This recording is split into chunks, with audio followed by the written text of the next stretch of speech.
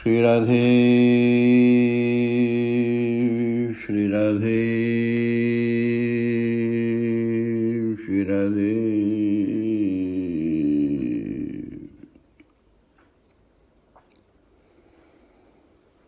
श्री राधे श्री राधे श्री राधे श्री राधे श्री राधे।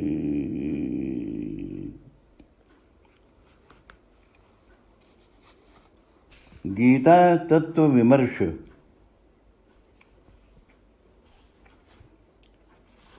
यतः कृष्णस्ततो जयः।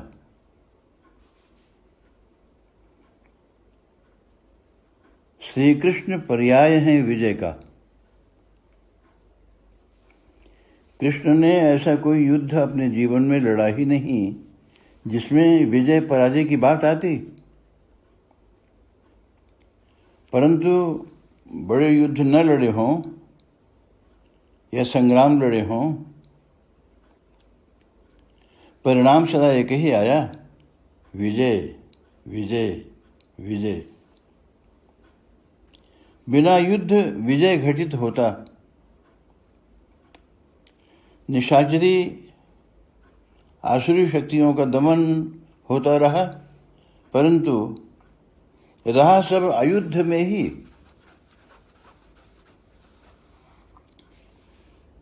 एक बात और कही जा सकती है कृष्ण के लिए। कृष्ण साक्षात धर्म है, इसीलिए यतो धर्मस्ततो जयः भी कहा जाता है। जहां धर्म है वहां कृष्ण है।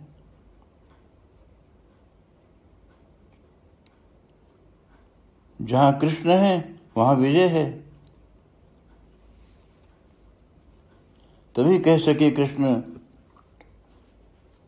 कि धर्म संस्थापनार्थाय संभवामि युगे युगे। जब जब धर्म पर आघात हुआ है और मानवता आहत हुई है, तब तब धरती पर मैं अवतरित होता रहा हूं। धर्म की परिभाषा करते हुए एक बात और कही जाती, नहीं सत्यात् परो धर्मः। सत्य से बढ़कर कोई धर्म नहीं है। जब श्री कृष्ण अवतरित होते हैं तो ऐसा प्रतीत होता है जैसे सत्य ही आकार धारण कर प्रकट हुआ है। सत्यव्रतम सत्यपरम त्रिसत्यम सत्यस्य योनिम निहितम च सत्ये सत्यस्य सत्यामृत सत्यनेत्रे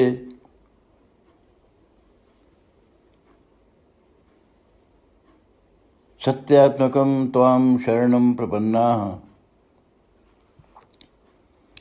सत्य का रूप है कृष्ण। सत्य ही धर्म है। धर्म का रूपांतरण ही राम है। राम परम सत्य हैं। कृष्ण परम सत्ता हैं। कृष्ण लीलाओं की गति वक्र है। राम का स्वरूप ऋजु है। ऐसे भी कृष्ण त्रिभंग हैं।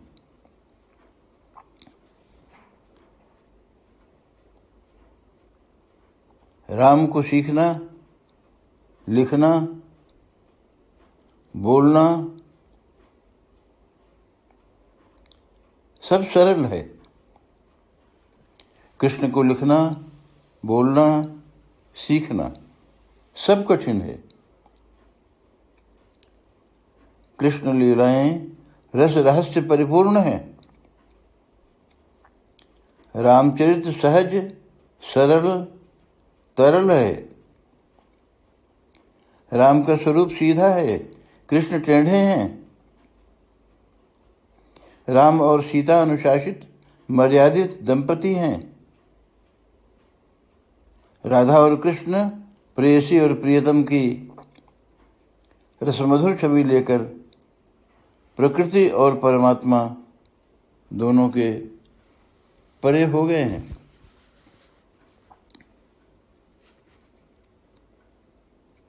कृष्ण का चरित्र कटीली, ककरीली, पथरीली राह से गुजरता है। कृष्ण का अनुकरण नहीं हो सकता।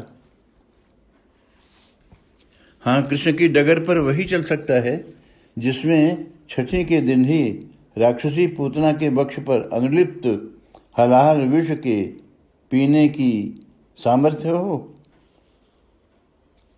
इसी प्रकार 3 मास की आयु में शकटासुर और 6 मास की आयु में तृणावर्त जैसे क्रूर राक्षसों से पृथ्वी को श्री कृष्ण ने मुक्त कर दिया। इस प्रकार धर्म की स्थापना और साधुजनों के परित्राण का कार्य प्रत्येक श्वासोच्छ्वास के साथ करते हुए श्री कृष्ण ने अकारण करुणाशीलता का परिचय दिया।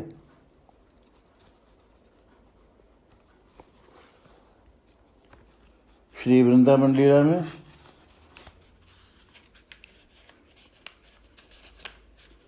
वत्स, वक, अघ आदि पृथ्वी के भार बने असुरों का उद्धार कर धर्म की स्थापना का मार्ग प्रशस्त किया। मथुरा लीला में श्री कृष्ण ने कंस, कालयवन आदि पृथ्वी की कोढ़ बने असुरों का संहार और जरासंध को पराजित कर श्री भगवान द्वारका विराजमान हुए। द्वारका को ही श्री कृष्ण ने केंद्र बनाया और शासन सूत्र का यहाँ से संचालन करते रहे। 56 करोड़ यदुवंशियों को नियंत्रित कर यदुवंश को बिखरने से बचाना एक चुनौती भरा कार्य था और वह सफलतापूर्वक श्री कृष्ण ने किया। कालचक्र घूमता रहा। अब श्री कृष्ण ने अपने राजनीतिक सूत्र और सिद्धांतों की प्रयोगशाला के रूप में हस्तिनापुर का चयन किया। यहीं से श्री कृष्ण के राजनीतिक कौशल की परीक्षा प्रारंभ हुई। राजनीति की सघन घनघटा आकाशमंडल से विष बिंदु टपकाती रही और कृष्ण उसमें आध्यात्म का अमृत तलाशते रहे। उत्कर्ष और अपकर्ष की क्रीड़ा चलती रही। सांसारिक सुख दुख का सम्मिश्रण अपूर्व रसमाधुर्य छलकाता रहा। कालचक्र घूमता रहा। दुर्योधन की हठधर्मिता और धृतराष्ट्र के मोह ने कौरवों और पांडवों को कुरुक्षेत्र की धरती पर लाकर आमने सामने प्रतिद्वंदी बनाकर खड़ा कर दिया। युद्ध अनिवार्य हो गया। युद्ध प्रारंभ हुआ। प्रथम दिवस और सहसा अर्जुन विषाद में आ गया। अर्जुन ने देखा ये तो सारे प्रतिपक्षी मेरे अपने हैं। गुरुदेव, पिता, पितामह, अन्य नाते रिश्ते, सगे संबंधी, बंधु बांधव, इन्हें मारूं कृष्ण? नहीं नहीं, ये सब तो मेरे अपने हैं। नहीं चाहिए मुझे राज्य। हस्तिनापुर के राज्य को लेकर क्या करूंगा, जिसके पीछे इतना बड़ा नरसंहार? अरे त्रिलोक की संपत्ति हो तो भी नहीं चाहिए मुझे। मैं युद्ध नहीं करूंगा कृष्ण, मैं युद्ध नहीं करूंगा।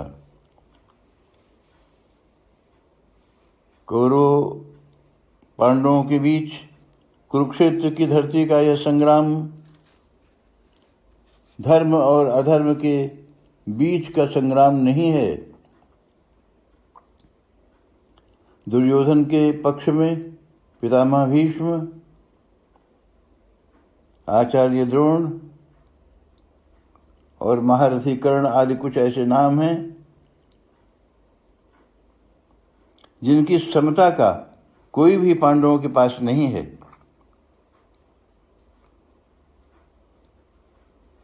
इन सभी को मारने के लिए भगवान श्री कृष्ण को छल का सहारा लेना पड़ा।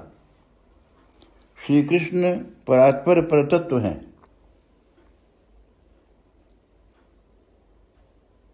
वे किसी भी प्रकार की बंदिश में नहीं रहते। वे प्रतिज्ञा करते तो हैं, परंतु किसी भी प्रतिज्ञा से बंधे नहीं हैं। श्री कृष्ण ने प्रतिज्ञा की है एक दिन कि महाभारत संग्राम में मैं शस्त्र ग्रहण नहीं करूंगा, परंतु जब भीष्म ने प्रतिज्ञा कर ली कि आज मैं हरिसन शस्त्र गही हूं, आज मैं हरिसन शस्त्र गही हूं, तो श्री कृष्ण अपनी प्रतिज्ञा की चिंता छोड़कर भक्त भीष्म की प्रतिज्ञा की चिंता करने में लग जाते हैं। और पांडवों में किसी एक के मारे जाने की प्रतिज्ञा के उत्तर में अपनी प्रतिज्ञा तोड़कर रथ के चक्र को ही शस्त्र मानकर पितामह का प्रतिकार करने के लिए श्री कृष्ण दौड़ पड़ते हैं। कृष्ण हो या राम, प्राणों के मूल्य पर भी अपने शरणागत की रक्षा करने को समुद्यत हैं। रावण ने विभीषण को मारने के लिए प्राणघातनी सांगी का प्रयोग किया। राम शरण हैं, शरणागत वत्सल हैं। राम को लगा कि विभीषण का प्राण तो गया, सांगी का प्रतिकार करना संभव न था सबके लिए। राम दौड़ पड़े अपने प्राणों की चिंता किए बिना, विभीषण को पीछे धकेला। राम ने उस प्राणघातनी सांगी को अपने सीने पर झेल लिया। राम मूर्छित होकर गिर पड़े, परंतु विभीषण पर आंच नहीं आने दी श्री भगवान ने। ऐसे ही श्री भगवान अपने भक्त के लिए कुछ भी कर सकते हैं। उनकी घोषणा है, अहम भक्त पराधीन। यह अलग बात है कि अनंत ब्रह्मांडों के सर्जक, पालक, संहारक होकर भी स्वयं को श्री भगवान भक्तों के अधीन मानते हैं। यही श्री भगवान की भगवत्ता है। श्री कृष्ण एक अनुपम, अप्रतिम, अपरिमेय व्यक्तित्व का नाम है। वे समग्र हैं, प्रकृति पार। वे परमात्मा भी हैं और परे भी। आंदोलित है राधा भाव उनमें। राधा भाव के बिना उनका अस्तित्व ही नहीं है। सुगंध ही न हो फूल में तो फूल की कदर कैसे होगी। कृष्ण रूप सुमन की मकरंद हैं श्री राधा। कृष्ण का होना न होना राधा पर निर्भर करता है। श्री राधा कृष्ण की आह्लादनी शक्ति हैं। कभी कभी आस्था और विश्वास के अभाव में विद्वान समीक्षक श्री राधा और श्री कृष्ण के समझने में बड़ी भूलें कर बैठते। पिछले कुछ वर्ष पूर्व एक माननीय न्यायाधीश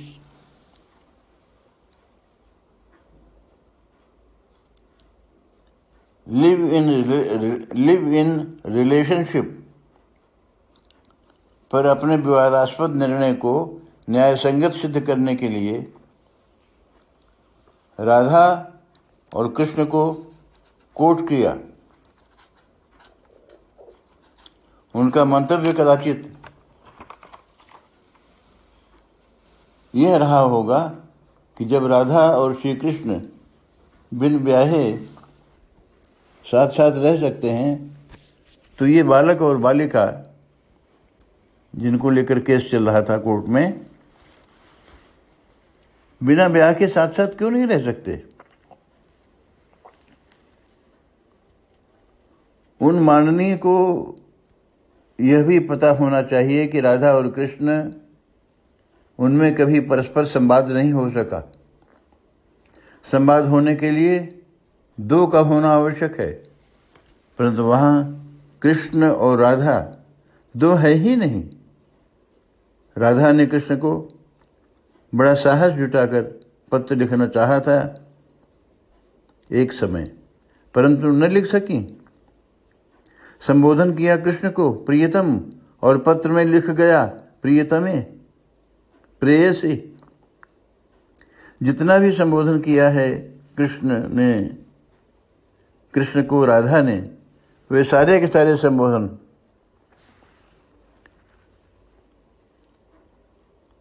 राधा के नाम के होते चले गए। और जब श्री राधा ने पोस्ट करने के पहले पत्र को पढ़ा तो शर्मा गई। यह पत्र तो राधा ने राधा को ही लिख डाला। राधा और कृष्ण पृथक पृथक हैं ही नहीं, तो पत्र कैसे लिखा जा सकता है? इन विषयों को बड़ी गंभीरता और पवित्र भावना से लेना चाहिए। ये गुड्डा और गुड़ियों का खेल नहीं है। श्रद्धा और आस्था से भरे हृदयों में ही दिव्य लीलाएं प्रकट होती हैं। माननीय न्यायाधीश को लिव इन रिलेशनशिप, इन पर भगवान श्री राधा कृष्ण को कोट करने के पहले उनकी उम्र तो देख लेना चाहिए था। उनकी आयु कितना है, कितनी उम्र में और कब तक श्री वृंदावन धाम में भगवान श्री राधा कृष्ण विराजमान रहे हैं, इस बात की प्रामाणिकता तो सिद्ध करनी चाहिए थे पहले।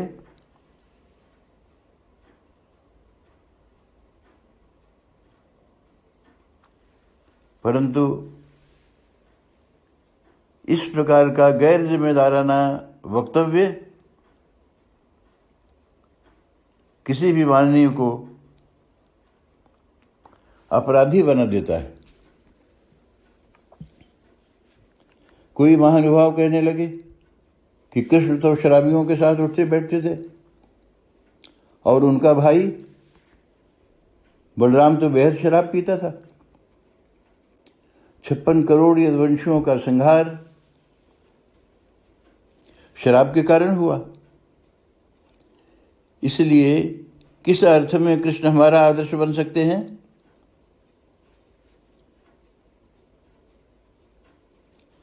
हाँ, सच है ये बात कि बलराम जी मेरे नामक नशीला पदार्थ जो वनस्पतियों का रस था उसे लेते थे, क्योंकि पुराण, इतिहास और संगीता ग्रंथों में इस तथ्य की पुष्टि भी होती है। मेरे पान के कारण ही कदाचित बलराम जी आदर्श पुरुष नहीं माना गया।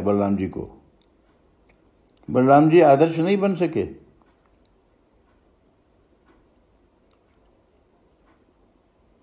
कृष्ण के साथ बलराम न जुड़ पाए।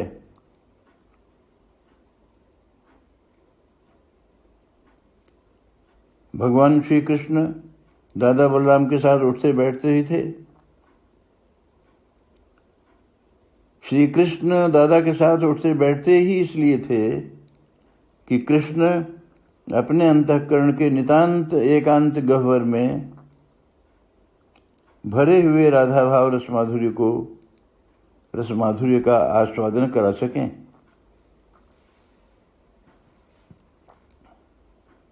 बलराम एक परम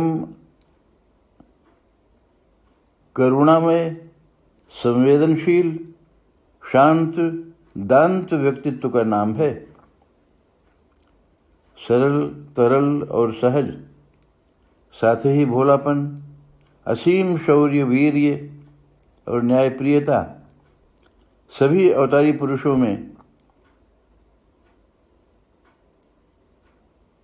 सभी अवतारी पुरुषों के बीच बलराम जी को परम आराध्य बना देती है और बलराम भगवान बलराम बन जाते हैं। बलराम जी का मेरेपन विध्वंसक नहीं था। इसीलिए श्री कृष्ण दादा बलराम की अनुमति प्राप्त कर ही लोक मंगल के कार्यों में प्रवृत्त होते थे।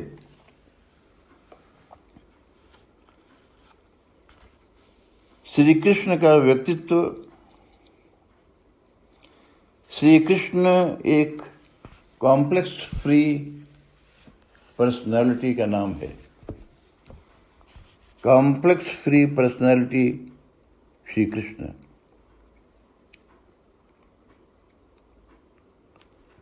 राम कॉम्प्लेक्स फ्री नहीं है,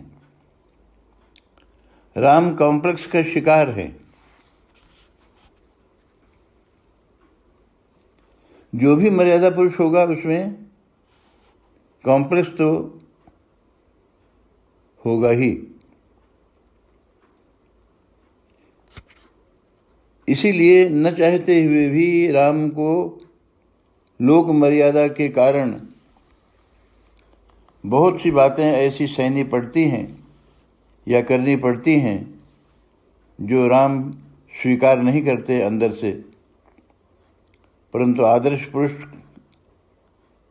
आदर्श मर्यादित जीवन जीने के कारण भगवान श्री राम अंदर तो कॉम्प्लेक्स भरता जाता है, ग्रंथि, हीन ग्रंथि, इंफीरियरिटी कॉम्प्लेक्स। परंतु कृष्ण के साथ ऐसा कुछ नहीं है, उनमें कोई कॉम्प्लेक्स होता ही नहीं, हो सकता नहीं। कृष्ण का निर्णय परिवर्तनशील है,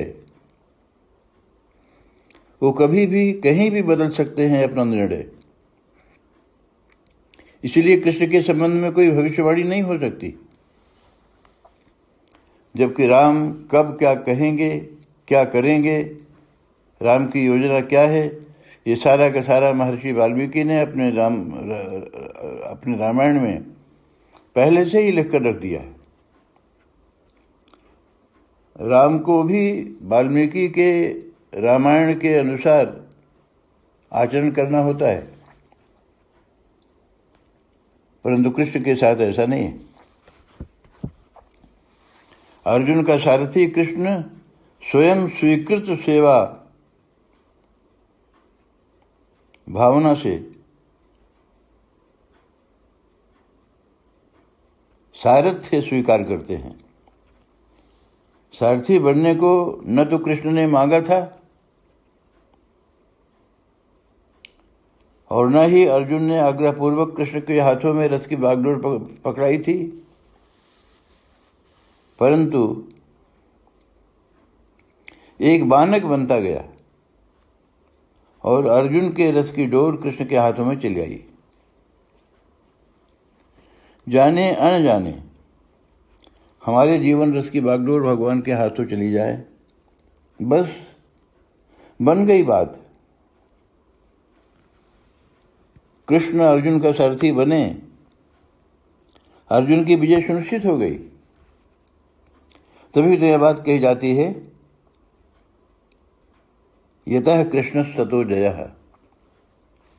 श्री राधे श्री राधे श्री राधे श्री राधे श्री राधे श्री राधे श्री राधे श्री राधे।